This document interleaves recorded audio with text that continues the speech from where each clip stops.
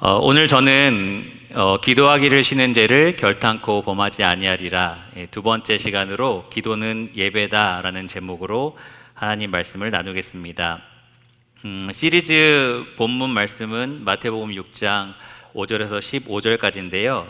지난번에는 첫 번째 시간으로 기도는 관계다라는 제목으로 5, 6, 7, 8절을 다뤘는데요. 오늘은 기도는 예배다라는 제목으로 9절과 10절을 다루도록 하겠습니다.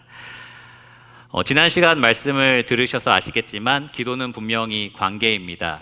그 말은 무엇이냐면요, 오늘 내가 기도하는 것을 까먹었을 때 맞다, 그거 해야 되는데 숙제 안 했네, 이게 아니라 내가 오늘 주님과 만나지 못했구나 라고 생각을 해야 된다는 말입니다. 그게 바로 기도는 관계다 라는 것의 의미예요. 내가 기도를 안 했을 때 내가 뭔가 이렇게 주문을 했어야 됐는데 오늘 그걸 깜빡했구나, 그게 아니라 내가 오늘 주님과 친교의 시간을 갖지 못했구나, 이렇게 이제 생각을 하셔야 된다라는 겁니다. 지난주 예수님께서 말씀하신 것처럼 이 관계를 고려하지 않는 기도, 하나님을 생각하지 않고 드리는 그러한 기도는 아무런 유익도 없고 또 아무런 능력도 없습니다. 우리의 기도는 오직 예수 그리스도를 통하여 우리가 관계를 맺은, 그래서 아바, 아버지라 우리가 부를 수 있게 된 이 하나님과의 관계 속에서만 의미를 갖습니다. 그리고 그 관계 속에서 우리가 드리는 기도는 굉장히 큰 특권이에요. 아무나 누릴 수 있는 특권이 아니고 오직 예수 그리스도의 보혈이라는 엄청난 가치로 우리가 얻게 된 그 은혜의 특권입니다. 그 기도 속에서 우리는 하나님이 우리에게 부어주시는 은혜와 축복을, 정말 값진 그 축복을 풍성하게 누릴 수 있고요. 바로 그러한 기도만이 역사하는 힘이 큰 기도입니다. 지난주에 우리가 살펴본 바대로 예수님께서는 이 본격적으로 기도가 무엇인지에 대해서 이 본을 가르쳐 주시기에 앞서 기도가 관계다라는 사실을 분명하게 말씀해 주셨습니다. 지난주에 들으셨던 여기 분들이 앉아 계시는데 기억나시는지 잘 모르겠어요. 이 하나님을 생각하지 않고 사람을 향해서 드리는 기도, 옳은 기도인가요? 잘못된 기도인가요? 잘못된 기도죠. 그러면 우리 하나님이 누구시다라는 것을 전혀 생각하지 않고 드리는 기도, 그것은 좋은 기도인가요? 나쁜 기도인가요? 나쁜 기도라고 말할 수 있습니다. 우리가 드리는 이 기도의 대상인 하나님은 어떤 분이시냐? 은밀한 곳에서 우리 기도를 들으실 수 있는 분이고, 바로 우리는 그런 하나님께 기도를 드립니다. 또 우리의 기도의 대상이신 하나님 어떤 분이시냐? 우리의 필요를 이미 다 아시고 풍성하게 공급하시는 아버지 되신 분이십니다. 우리는 바로 그러한 하나님 아버지와의 관계 안에서, 그리고 그 관계를 생각하면서 기도를 드리고 있고요. 더 나아가서는 그 관계를 더욱더 친밀하게 하기 위한 그 목적을 가지고 기도를 드립니다. 기도는 관계다라는 얘기를 계속해서 말씀을 드렸는데, 이것은 단지 우리의 기도의 태도만 바꿔주는 것이 아니고 우리가 드리는 기도의 내용 혹은 기도의 방식까지 바꿔줍니다. 그것을 오늘 우리 이 예수님이 하신 말씀을 통해서 우리가 배울 수 있습니다. 기도는 하나님, 인격체이신 하나님과 또 인격체인 나와의 교제인 거예요. 그러니까 그 외에 다른 관계로 생각하시면 안 됩니다. 제가 이 말씀을 준비하면서 이런 생각을 해봤어요. 요즘에 너무 덥잖아요, 그렇죠?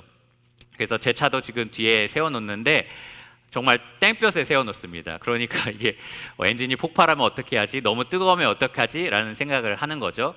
그래서 어떻게든지 막으려고 하고 물을 뿌리기도 하고 할 수 있는 방법들을 동원하고 있는데, 만약에 차가 아니라 강아지가 있다고 생각해 보세요. 그러면 조금 생각이 달라지겠죠. 차는 퍼지면 내가 고생이니까 내가 좀 신경 써야지, 이 정도 생각을 한다면 강아지가 너무 더워서 죽지 않을까라는 염려를 좀 하게 됩니다. 근데 강아지가 아니라 인격체인 여러분의 자녀가 서 있다고 한번 생각해 보세요. 그럼 또 생각하는 게 달라지죠. 마찬가지로 이 기도가 인격체이신 하나님이시고 하나님이 어떤 분인지 우리가 분명하게 알면 이 관계 속에서 우리가 기도할 때 태도가 달라진다라는 겁니다. 하나님은 인격체이시니까요. 뿐만 아니라 기도의 내용과 방법도 분명히 달라진다라는 겁니다. 오늘 본문을 통해서 저는 우리의 기도의 내용과 방법이 예수님 가르쳐 주신 대로 예배가 되어야 한다라는 것을 말씀을 드리기를 원합니다. 이 기도의 본에서 우리는 이 기도가 우선적으로 우리 아버지 하나님을 우리가 높이고 또 그분의 뜻을 간절히 구하는 바로 예배다라는 사실을 분명하게 배울 수 있습니다. 적어도 이 세 가지 면에서 우리가 이 기도가 예배라는 것을 배울 수 있는데요. 그런 측면에서 우리가 기도를 쉬는 죄를 범하는 것은 결국 하나님을 예배하지 않는 죄다라고 분명히 말씀드릴 수 있습니다. 그렇기 때문에 기도하기를 쉬는 죄를 우리는 결단코 범하지 않아야 합니다. 이 세 가지 예를 들어서 기도가 예배다라는 것을 말씀드리기 앞서서 먼저 예수님이 가르쳐 주신 기도가 무엇인지 그 시작을 살펴보도록 하겠습니다. 9절이 이렇게 시작이 됩니다. 그러므로 너희는 이렇게 기도하라. 그러므로 너희는 이렇게 기도하라. 그 앞서서 외식하는 자, 이방인, 그런 잘못된 기도에 대해서 예수님께서 책망하시고 난 후에 그러므로 너희는 이라고 강조해서 말씀을 하셨습니다. 그런데 너는 앞에 있는 사람들과 똑같이 기도하지 말고 너는 다르게 기도해야 된다라고 말씀을 하시는 겁니다. 나를 통해서 하나님 아버지와 바른 관계를 맺고 있는 너희, 이 하나님 나라의 백성 혹은 예수님의 제자들은 다른 방법으로 기도를 드려야 된다. 이렇게 본격적으로 예수님이 기도의 본을 가르쳐 주셨습니다.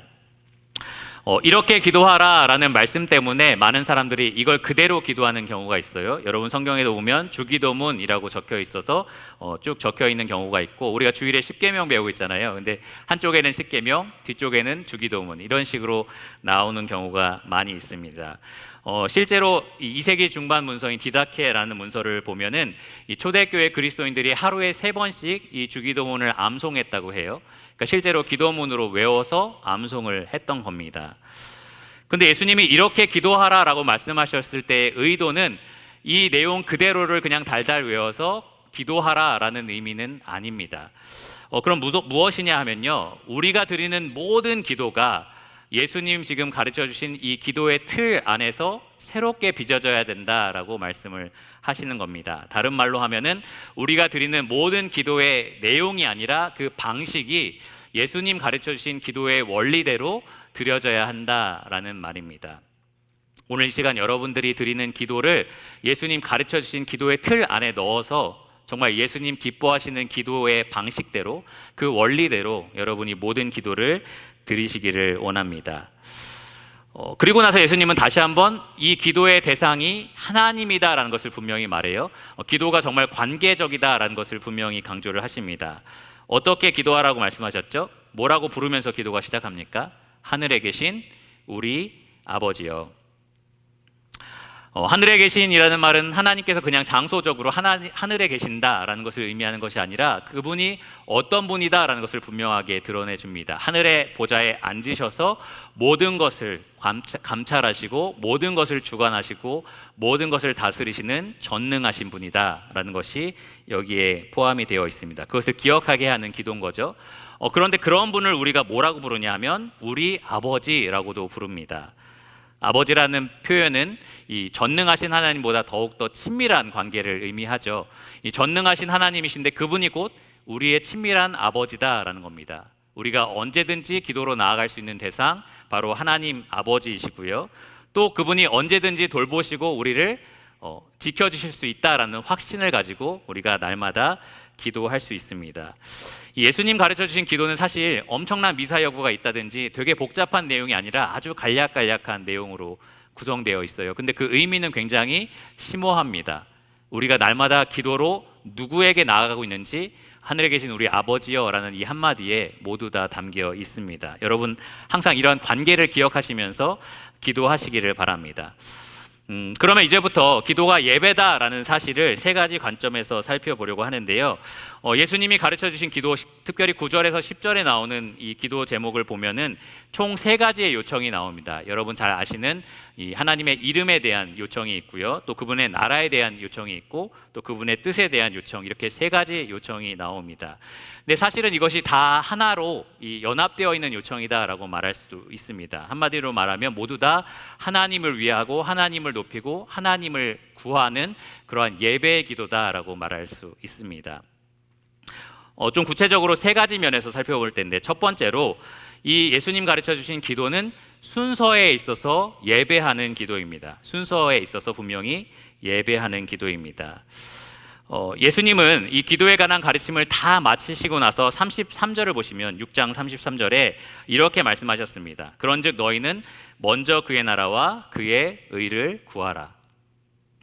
이것은 다른 것들은 하나도 구하지 마라. 너희들의 지금의 필요는 구할 필요가 없다라고 말씀하신 것이 아니고요. 하나님께서 공급하신다는 확신을 가지고 신뢰하면서 구할 것을 구하지만 우선순위가 있다라는 말씀입니다. 기도에 우선순위가 있다. 무엇이냐면 먼저 하나님의 나라와 그의 의를 구해야 된다라고 말씀을 하신 겁니다. 이렇게 순서를 정하신 예수님은 기도의 본을 가르치실 때도 이 순서에 따라서 가르쳐 주셨습니다. 잘 생각해 보시면 9절에 나오는 첫 번째 요청, 하나님의 이름이 거룩히 여김을 받으시오며, 그리고 10절에 나오는 두 가지 요청, 둘째 나라가 임하시오며, 셋째 뜻이 하늘에서 이루어진 것 같이 땅에서도 이루어지이다. 이 모든 기도 제목에 우리의 필요나 우리의 어떤 지금의 어떤 구하는 것들이 들어있지 않잖아요. 이 모든 것이 다 철저하게 하나님에 관한 것입니다. 물론 그 다음에 이어지는 네 번째부터 일곱 번째 기도 제목은 우리의 영육의 필요에 대해서 구하는 기도예요. 일용할 양식이라든지 영적인 보호라든지 여러 가지 기도들이 나오지만 예수님이 이 기도를 제시하신 순서를 생각해 보시면 가장 먼저 1번, 2번, 3번이 다 하나님 중심적인 기도다라는 겁니다. 철저하게 하나님 중심적인 기도를 예수님께서 가르쳐 주셨습니다. 우리가 주일에 지금 흥미롭게 십계명 말씀을 많이 이렇게 배우면서 유익을 많이 누렸는데요. 잘 생각해 보시면 십계명도 가장 먼저 나오는 전반부에 무엇이 나오죠? 하나님에 대한 것들이 다 나옵니다. 그리고 후반부에는 이웃을 사랑하는 것들에 대해서 나옵니다. 근데 예수님은 이 십계명에 대해서 말씀하시면서 누군가가 물어봤어요. 하나님이 주신 계명 중에 어떤 계명이 제일 큽니까? 제일 우선순위가 있습니까? 라고 물어본 거죠. 그때 예수님이 가장 크고 첫째 되는 계명에 대해서 말씀하시기를 하나님을 마음과 뜻과 힘을 다해서 사랑하라 하신 것이다. 그리고 나서 두 번째 되는 계명이 이웃을 내 몸처럼 사랑하는 것이다. 이렇게 예수님께서 말씀해 주셨습니다. 기도도 마찬가지예요. 가장 크고 가장 첫째 되는 기도 제목이 무엇이냐? 바로 다 하나님에 대한 것입니다. 하나님의 이름이 영광을 받는 것, 하나님의 나라가 빨리 임하는 것, 또 하나님의 뜻이 이 땅에 이루어지는 것, 바로 그것이 가장 먼저가 되어야 합니다. 이것이 바로 예배잖아요. 하나님이 영화롭게 되는 것, 그분의 나라와 의가 이루어지는 것, 그것이 바로 예배인데 바로 이러한 예배가 우리 기도의 가장 첫째 자리에 와야 한다라는 겁니다. 그리고 나서야 우리가 우리의 필요를 구하면서 그분을 신뢰하는 기도로 나아갈 수 있습니다. 저희가 이제 오는 주일부터 자녀 양육에 대한 말씀을 한 달 동안 듣게 될 텐데요. 많이 기대가 됩니다. 그렇죠? 그런데 저는 자녀를 키워본 적이 없지만 이 어린 자녀를 키워보신 분들 잘 생각해 보세요. 자녀들이 여러분에게 와서 여러 가지 것들을 요구합니다. 뭐 사주세요, 뭐 해주세요, 뭐는 풀어주세요, 뭐는 좀 허락해주세요. 여러 가지 이 요구들을 하는데 그 아이들이 여러분에게 와서 아빠 혹은 엄마가 생각하는 건 뭐야? 엄마가 원하는 건 뭐야? 그게 참 이루어졌으면 좋겠네. 이렇게 말한 적 혹시 있으십니까? 지금 나 이렇게 절레절레 흔드시는 것 같은데요. 어린아이는 절대 그렇지 않습니다. 그렇죠? 자기 필요만 생각해요. 철저히 자기 중심적인 것이 어린아이입니다. 부모님을 헤아리거나 부모님의 생각, 부모님의 계획에 대해서 물어보거나 그것이 이루어지기를 원하거나 그런 어린아이들을 찾아보기가 정말 드물죠. 혹시 나를 좀 이렇게 생각해 주는 것 같아라는 거에 감동해서 그 나머지 시간들을 채우면서 사시는 거잖아요. 그렇죠? 아, 정말 감동했어. 이건 정말 감동이야라고 억지로 찾아내서 그걸로 사시는 것 같아요. 그런데 이 자녀들이 점점 자라기 시작하면서 이 자녀가 성숙하고 부모와의 이 성숙한 관계를 맺기 시작하면 어린아이처럼 구할 수는 없습니다. 그렇죠? 어린아이처럼 구하지 않고 이제는 아버지 혹은 어머니 이제 뭐 하고 싶으세요? 무엇이 필요하세요? 요즘 어떤 생각을 하고 지내세요? 이런 것들을 묻기 시작합니다. 그게 성숙했다라는 증거인 거죠. 마찬가지로 우리가 구원받은 지 얼마 되지 않았을 때 어린아이 같을 때는 하나님께 이러한 기도를 잘 드리지 못할 수도 있어요. 그런데 우리가 구원받고 나서 정말로 영적으로 성숙해 가는데도 기도가 항상 요청에 머문다면 이 하나님의 계획이나 하나님의 뜻에 대해서 전혀 구하고 있지 않다면 사실 우리가 그만큼 성숙한 관계를 맺고 있지 못하다라는 증거입니다. 여러분의 기도는 어떠신가요? 여러분 하나님께 지금 무엇을 주로 구하고 계신가요? 하나님의 평판에 대해서 구하고 계신가요? 하나님, 지금 하나님의 이름이 이렇게 모욕을 받고 있습니다. 하나님, 정말 하나님이 영광 받기를 원합니다. 이러한 기도를 여러분 드리고 계신가요? 아니면 하나님, 지금 이 나라가 이렇게 되고 있는 것이 보이지 않으십니까? 하루빨리 하나님 나라가 이 땅에 임하기를 정말 원합니다. 이런 기도를 혹시 드리고 계시나요? 하나님이 원치 않는 일들이 얼마나 자행되는지 한번 지켜보십시오. 정말 답답하고 괴롭습니다. 정말 탄식이 됩니다. 하나님, 제발 하나님의 뜻이 온전히 이루어지는 그날이 빨리 오기를 원합니다. 이런 기도를 여러분 정말 드리고 계신가요? 데이비드 터너는 이 마태복음 주석을 쓰면서 이렇게 말했습니다. 기도의 첫 번째 그리고 가장 중요한 목적은 자기 명분을 세우거나 자기 소원을 이루거나 자기 문제를 해결해 달라고 구하는 게 아니다. 기도는 우리 우선순위를 하나님 평판이 높아지고 하나님 통치가 확장되고 하나님 뜻이 실현되기를 구하는 것에 맞추는 것이다. 바로 이것이 기도의 우선순위입니다. 우리는 예배하기 위해서 기도합니다. 기도는 우리의 마음의 묵상과 생각과 바람과 기대를 먼저 하나님의 것에 맞추는 것입니다. 그러한 예배라는 거죠.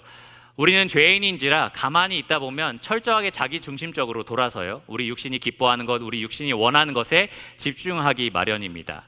근데 기도는 무엇이냐? 그런 우리 육신을 쳐서 복종시켜서 다시금 하나님 중심적인, 하나님 우선적인 삶으로 맞춰가는 것, 바로 그것이 이 기도라는 은혜의 방편입니다. 그렇기 때문에 만일 우리가 기도하기를 쉰다면 그것은 무엇이냐? 우리가 하나님을 예배하는 삶을 살지 않겠다라는 말입니다. 우리를 예배자로 불러주신 하나님의 그 부르심에 우리가 불충성하겠다라는 말이 됩니다. 하나님을 높이고 하나님께 영화롭게 하기 위해서 자기 백성으로 삼으신 자들이 그것을 구하지 않는다? 그것은 곧 하나님에 대한 직무유기의 죄를 범하는 것과 같습니다. 기도는 예배이기 때문에 여러분, 절대로 예수님 가르쳐 주신 이 기도를 쉬어서는 안 됩니다. 두 번째로, 이 기도가 예배다라는 사실은 이 기도의 제목 혹은 내용에서 우리가 확인할 수 있습니다. 앞서 우리가 간단하게 살펴본 이 세 가지 기도 제목은 모두 이 종말에 온전히 이루어질 것들에 맞춰져 있습니다. 그 실현될 내용들이라는 거죠. 여기 동사가 세 가지 나오는데요, 이름이 거룩히 여김을 받으시오며 라는 이 동사가 나오고, 또 나라가 임하시오며 라는 말이 나오고, 또 뜻이 이루어지이다 라는 이 세 가지 요청, 이 동사가 나옵니다. 근데 이 동사, 모든 세 가지 동사가 다 부정과거라고 하는데, 그게 무슨 의미냐? 역사적인 사건에 맞춰져 있다라는 거예요. 이 미래에 정말로 이루어질 어떤 역사적인 사건을 기대하는 기도다라는 거죠. 그냥 막연히 이렇게 됐으면 좋겠어요 라는 추상적인 기도가 아니고, 일반적인 기도가 아니고, 정말 하나님께서 이루실 어떤 역사적인 사건을 기대하면서 드리는 기도다라는 겁니다. 한 가지씩 대략적으로 살펴보면, 먼저 하나님의 이름, 곧 그분의 성품, 그분의 권위가 이 온전하게 인정받기를 원하는 기도가 이 구절에 나오는 첫 번째 기도거든요. 하나님 이름이 영화롭게 되기를 원합니다. 하나님 이름은 이미 거룩하잖아요. 그런데 그분의 이름이 그 거룩에 합당한 대우를 받기를 원합니다 라는 기도입니다. 이름에는 그 사람의 성품, 그 사람의 권위, 그 사람의 어떠함이 모두 다 담겨 있는 건데요, 그래서 이름을 멸시하고 이름을 무시하면 곧 그 사람을 멸시하고 그 사람을 무시하는 것과 같습니다. 그런데 그분이 이 원래 받으셔야 되는 그러한 합당한 영광을 받기를 원한다라는 기도가 이 9절의 기도입니다. 근데 여러분, 지금 다 아시다시피 현재는 그것이 이루어지지 않고 있죠. 하나님이 멸시받는 곳이 있고, 하나님을 무시하고 대적하고 거절하는 사람들이 정말 많이 있습니다. 그런데 여러분, 언젠가는 그것이 뒤바뀔 것을 다 알고 계시죠, 그렇죠? 하나님께서 다시 오시는 그날에, 예수님께서 재림하시는 그날에 우리는 정말 모든 무릎이 그분 앞에 꿇게 될 것을 알고 있고 또 기대하고 있습니다. 이 기도는 바로 그러한 내용을 담고 있는 기도입니다. 또 10절에서 말하고 있는 첫 번째 기도, 바로 하나님 나라에 대한 기도를 생각해 보면, 이 하나님 나라가 임하게 해달라라는 기도 역시 오늘날에는 온전히 실현되고 있지 않습니다. 이 나라라는 것은 하나님의 통치력이 온전히 미치고 있다라는 건데요, 우리가 경찰이 없는 곳에서 조용히 이렇게 범죄를 저지를 수 있는 것처럼, 근데 하나님은 모든 걸 보시고 모든 걸 아시고 모든 것을 심판하신 분임에도 불구하고 우리가 세계 곳곳에서 여러 가지 악행이 자행되는 것을 보고 있습니다. 그러니까 하나님의 통치력이 온전히 지금 미치지 못하는 상태를 우리가 보고 있는 거죠. 그런데 확실한 것은 그분의 나라가 온전히 임하는 날이 온다라는 겁니다. 정말 하나님 나라가 이 땅에 임하게 되면 우리는 그분의 주권과 그분의 통치력이 한 사람도 빠짐없이 모든 민족에게 미치는 것을 보게 될 것입니다. 바로 그러한 날들을 기대하는 기도가 이 나라가 임하기를 원하는 바로 그러한 기도입니다. 마지막 세 번째 기도는 뜻이 하늘에서 이루어진 것처럼 이 땅에서도 이루어지기를 원합니다라는 기도입니다. 그런데 이거 역시 종말에 이루어질 일입니다. 온전히 이루어지는 것은 종말에 이루어진다라는 거죠. 지금도 어느 정도, 특별히 여러분 앉아 계시는 하나님의 백성들의 삶 속에서는 하나님 기뻐하시는 뜻대로 순종되는 부분이 분명히 있어요. 그런데 이 세상 전체를 바라볼 때는 그렇지 않은 모습이 훨씬 더 많습니다. 이 공중의 권세 잡은 자 사탄에 따라서 지금 하나님의 뜻을 거역하면서 사는 사람들이 굉장히 많다라는 거죠. 그래서 예수님은 이 세대를 가리켜서 패역한 세대라고 말씀하셨고, 사도 바울은 불순종의 아들들이 사는 시대라고 말을 했습니다. 그런데 언젠가 하나님이 정하신 그날이 오면 우리는 하나님 뜻대로 모든 것이 순종되고 또 이루어지는 그날을 보게 될 겁니다. 이렇게 말할 수 있어요. 하나님께서 창세 전에 죄가 없었을 때 모든 만물을 바라보시면서 보시기에 심히 좋았다라고 하신 것처럼 정말 그날이 되면 예수님이 이 가져오실 그 나라가 임하면 정말 모든 것을 보실 때에 심히 좋은, 그래서 하나님 뜻대로 모든 것이 이루어지는 그날이 분명히 오게 될 겁니다. 예수님이 우리에게 가르쳐 주신 기도의 내용이 바로 이런 내용들이에요. 우리는 어떻게 보면 바빠요. 이 지금의 세상에 눈이 고정되어 있고 이 지금의 세상의 필요에 지금 막 집중되어 있는데, 예수님이 우리에게 가장 먼저 구하라라고 하신 내용들을 살펴보면 모든 것들이 다 이 하나님의 계획, 하나님의 뜻, 그리고 하나님이 장차 이루실 것들에 고정되게 되어 있습니다. 그러니까 우리의 눈을 하늘에 고정하는 기도로 이루어져 있다라는 겁니다. 예수님 가르쳐 주신 기도는 순서상 하나님 우선적일 뿐만 아니라 내용상 철저하게 하나님이 앞으로 이루실 것들에 맞춰져 있습니다. 아까 말씀드린 그 세 가지 요청들이 이 앞으로 이루어질 역사적인 사건에 맞춰져 있을 뿐만 아니라 또 이 세 가지 요청 모두가 다 수동태인데요. 무슨 말이냐면 내가 어떻게 노력해서 이루어질 것들이 아니라 하나님께서 이루실 거다라는 겁니다. 하나님이 그분의 뜻대로, 그분의 주권적인 계획대로 이 땅에 가져오실 어떠한 것들에 대해서 우리가 먼저 구하는 겁니다.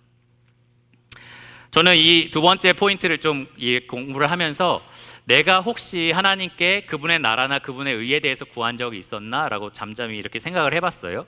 곰곰이 생각을 해보니까 간혹 있더라고요. 그래서 언젠가 라고 생각을 해보니까 언제였냐면은 내가 힘들 때, 내가 괴로울 때 하나님 이 세상을 빨리 떠나게 해주세요. 하나님하고 빨리 임해서 저 원수들을 어떻게 처벌해 주세요. 그러니까 철저하게 하나님 중심적인 기도조차 우리는 자기 중심적으로 드리는 거죠. 그러니까 내가 힘들고 괴로우니까 하나님 나라가 임하게 해주세요, 하나님 뜻이 이루어지게 해주세요라는 그러한 기도를 우리가 드릴 때가 참 많이 있습니다. 그런데 정작 우리가 정말 이런 기도를 드리고 있는지 한번 되돌아봐야 합니다. 내가 정말 내 아버지 하나님께서 멸시받고 있는 이 세상에 대해서 지금 분노하고 있는가, 그런 것들에 대해서 우리가 간구하고 있는가, 정말 하나님의 주권이 온전히 온 세상에 미치게 되는 그날에 대해서 내가 기대하면서 간구하고 있는가, 정말 모든 만물이 굴복하면서 그분 뜻이 온전히 이루어지는 이 공의와 정의가 선포되는 그 나라를 내가 그렇게 기도하면서 구하고 있는가, 바로 그것이 바로 예배의 기도인데요. 내가 과연 그러한 예배의 기도를 드리고 있는가 돌이켜 봐야 합니다. 우리는 모두가 예배자로서 부르심을 받았어요. 너희는 제사장 나라다 라는 말씀을 하셨죠. 그런 예배의 부름을 받은 우리가 예배하는 기도를 드리지 않는다? 그것은 정말 큰 문제가 있는 겁니다. 우리가 예수님 가르쳐 주신 이 말씀대로 예배하는 기도를 드리지 않는다면, 우리의 기도에 이런 예배의 내용이 포함되어 있지 않다면 그 말은 곧 하나님의 영광이 어찌 되든지 나는 별로 상관하지 않는다라는 말과 같습니다. 하나님 나라가 도래하는 것에 대해서 별로 큰 기대가 없다라는 거죠. 그분 뜻이 이 땅에 이루어지는 것에 대해서 제가 별로 관심을 갖지 않는다는 겁니다. 다만 이 땅을 살아가는데 내가 먹고 마시는 것, 입는 것들에 대해서 필요한 것들이 있을 때 간혹 하나님께 요청하는 것, 그게 우리의 기도가 되고 있다라는 말입니다. 여러분, 이것이 그럴 수도 있지, 뭐 우리는 좀 연약하니까, 우린 죄인이니까 이렇게 생각할 것이 아니라요, 이것은 어떤 면에서 반역의 죄와 같습니다. 이렇게 한번 생각해 보세요. 여러분 지금 이 땅에 식민지로서, 노예로서 살아가는 거예요. 이 점령당에서 지금 살아가고 있는 거죠. 그런데 내가 사랑하고 신뢰하는 왕이 곧 이 땅을 통치하기 위해서, 이 땅을 정복하기 위해서 온다라는 겁니다. 근데 지금 이 땅에서 지금 소속되어서 괴로움을 당하고 있는 백성들이 내가 믿고 신뢰하는 그 왕에 대해서 기도하지 않는 거죠. 관심이 없는 거예요. 구하지도 않고. 그 왕이 빨리 와서 이 땅을 정복하고 회복되는 나라를 빨리 가져오셨으면 이런 생각들을 전혀 하지 않는 겁니다. 그냥 이 땅에 있으면서 내가 잘 먹고 잘 사는데 도움만 됐으면 이라고 생각하는 것, 그게 어떤 면에서는 정말 반역과 같다라는 겁니다. 다른 말로 기도는 예배하지 않으면서 구하는 행위가 되어서는 안 됩니다. 예수님 가르쳐 주신 기도는 예배하는 기도이고요. 그러한 기도를 쉬는 죄를 우리는 결단코 범하지 말아야 합니다. 마지막 세 번째로 기도는 실천에 있어서 예배가 되어야 합니다. 예수님 가르쳐 주신 기도는 삶에 있어서 혹은 실천에 있어서 분명히 예배하는 기도입니다. 앞에 있는 두 가지 내용을 제가 좀 요약해서 말씀드리면, 예수님 가르쳐 주신 기도는 먼저 순서상 하나님 우선적인 기도라고 말씀을 드렸고요. 또 두 번째로 내용상 하나님 중심적인 기도입니다. 먼저 하나님의 영광, 하나님의 나라, 하나님의 뜻을 구하는 기도, 예배하는 기도다라는 거죠. 그런데 여러분 이렇게 한번 생각해 보세요. 이런 기도를 늘 드린다. 우리가 드리는 모든 기도가 이런 틀에 짜여져서 정말 이러한 원칙에 따라서 드려진다라고 생각할 때 그런 기도를 드리는 사람의 삶은 과연 어떨까요? 그러한 기도를 늘 드리는 사람의 삶은 과연 어떻겠습니까? 하나님 우선적인 기도를 드린다면 그 삶도 반드시 하나님 우선적인 삶이 될 겁니다. 하나님 중심적인 기도를 드린다면 반드시 그 삶도 하나님 중심적인 삶을 살 겁니다. 다시 말해서 기도가 예배인 사람은 반드시 삶도 예배가 된다라는 겁니다. 한 가지씩 좀 간략하게 살펴보면, 먼저 9절에 나오는 기도를 생각해 보세요. 여러분이 매일매일 이렇게 기도한다고 한번 생각해 보시기 바랍니다.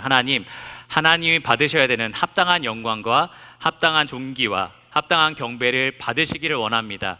늘 이러한 기도를 여러분이 들으신다면 여러분 먹든지 마시든지 무엇을 하든지 무엇을 위해서 하시겠습니까? 하나님 영광을 위해서 분명히 하실 겁니다.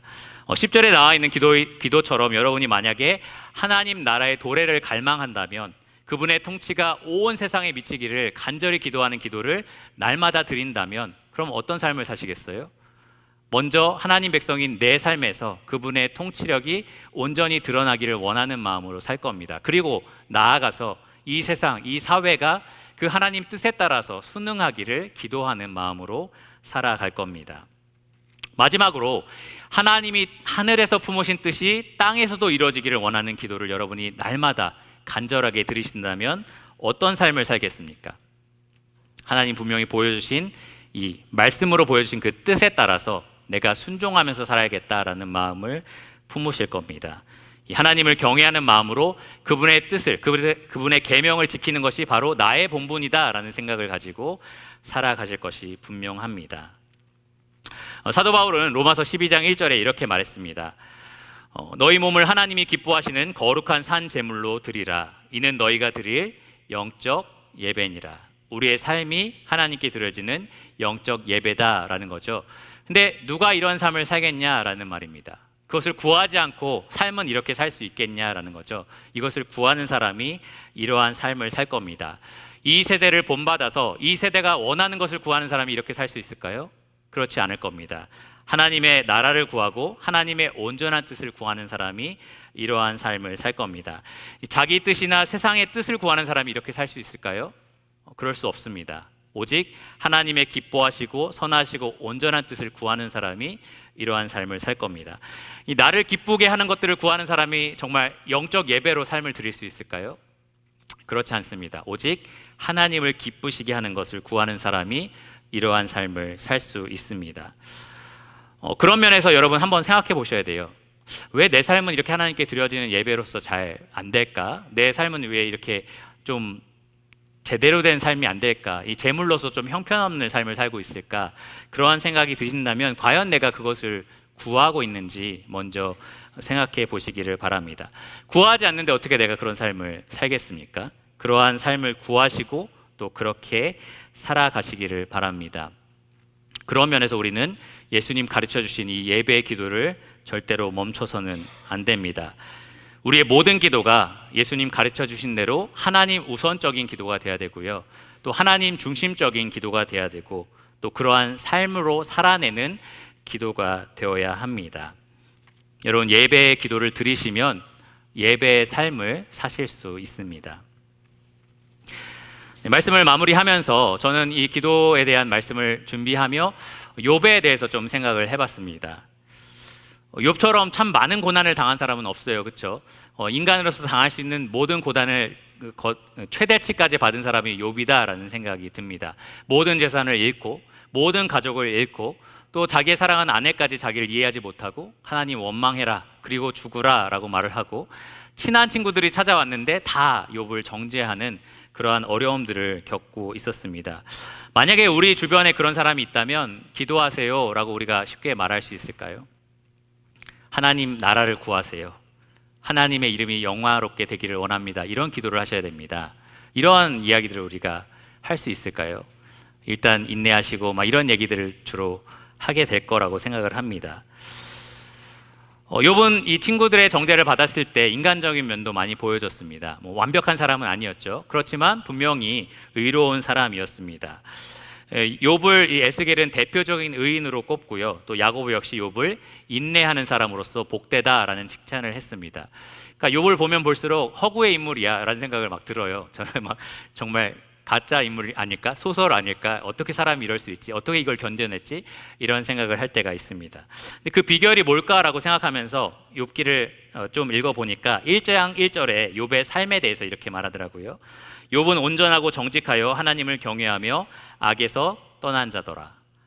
한마디로 말하면 욥은 예배하는 자였습니다. 예배하는 자. 근데 어떻게 그가 그러한 삶을 살았고 또 심한 갈등과 심한 고난과 여러 가지 유혹 중에서 이겨낼 수 있을까라고 생각해 보니까 욥은 예배하는 삶을 살았을 뿐만 아니라 예배하는 기도를 드렸던 사람이었습니다. 1장에 나오는 구체적인 예시가 하나 있는데요. 자기 생일날 자녀들을 다 부른 거죠. 그러면 흥겹게 잔치를 벌이잖아요. 그러다 보면 잔치 중에 여러 가지 일들이 혹 우리 하나님 아버지를 욕되게 한 일은 없었을까라고 생각하면서 하나님께 번제를 드렸습니다. 무슨 내용이냐면은 하나님의 이름이 욕되지 않기를 바랍니다라는 제사였던 거죠. 다른 말로 하면 예수님이 가르쳐 주신 기도에 접목해서 얘기하자면 하나님 이름이 거룩히 여김을 받으시오며라는 기도를 욥은 계속해서 드렸던 겁니다. 이러한 예배하는 기도를 드렸던 사람이 예배하는 삶을 살았던 거고, 그러한 시험과 고난과 환난 중에서도 넉넉히 이겨낼 수 있었던 겁니다.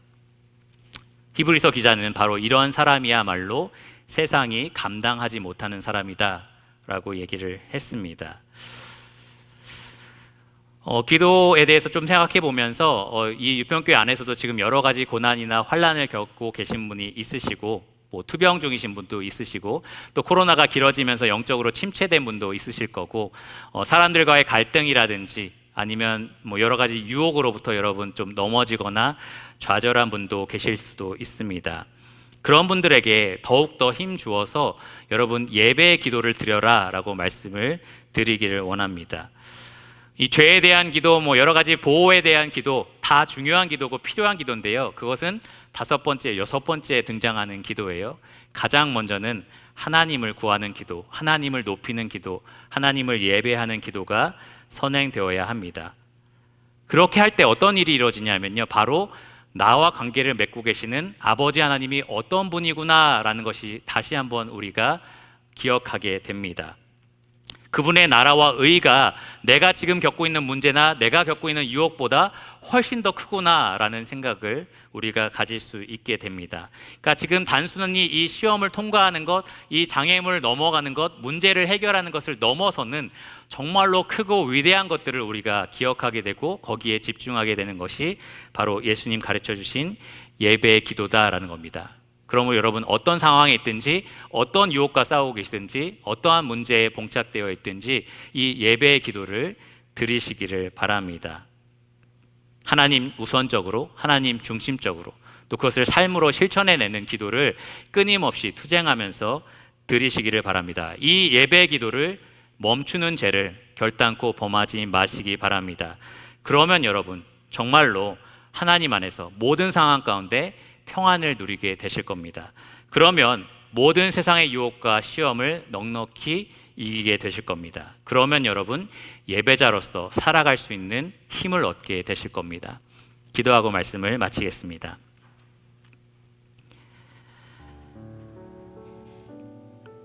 하나님 감사합니다.